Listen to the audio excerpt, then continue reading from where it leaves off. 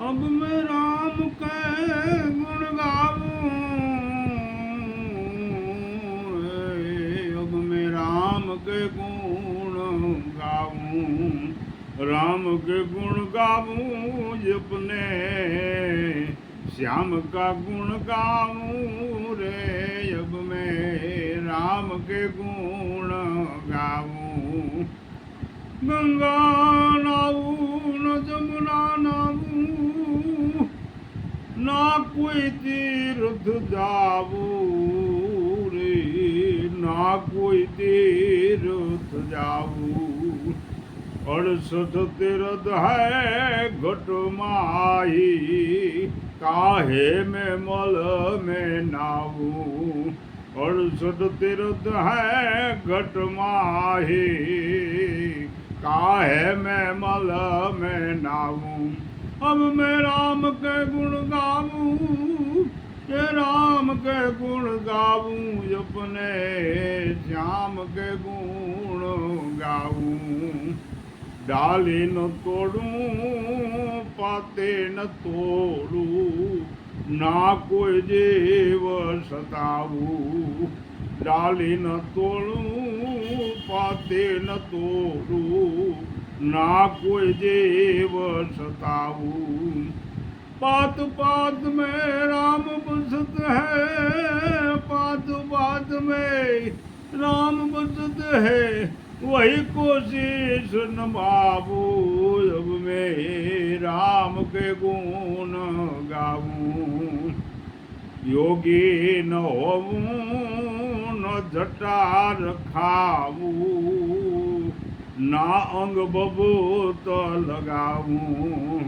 योगी न होऊं, न जटा रखाऊं, ना अंग बबूत लगाऊं।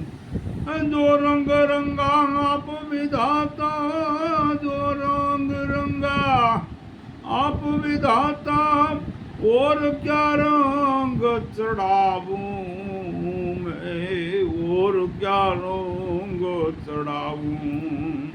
अब मैं राम के गुण गाऊं, जान कुल्हाड़ा, जान कुल्हाड़ा कस कस मार, शब्द कमान सडाऊं। जान कुहाड़ा कम कस कस के मार, शब्द कमान चढ़ाऊं। पाँचों चोर बसे घट माही, पाँचों चोर बसे घट माही, वही को मार भगाऊं मैं, वही को मार भगाऊं। अब मैं राम के गुण गाऊं। चांद सूर्य दोनों सम कर जानूं, प्रेम की सेज बिछाऊं। चांद सूर्य दोनों सम कर जानूं, प्रेम के सेज बिछाऊं।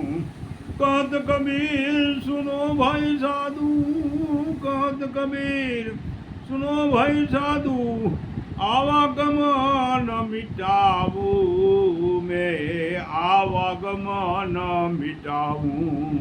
अब मैं राम के गुण गाऊं, राम के गुण गाऊं, श्याम के गुण गाऊं।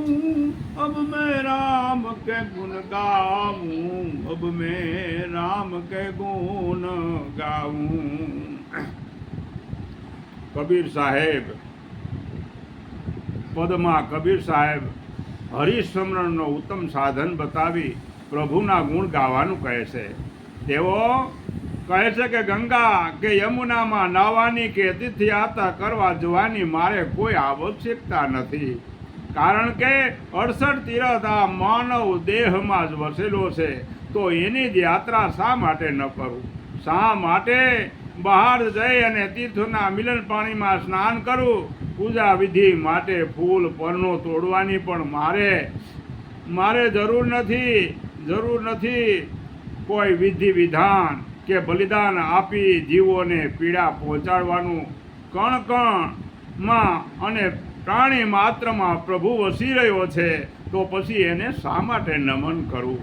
એ જ રીતે તો પછી એને જ શા માટે નમન ન કરવું?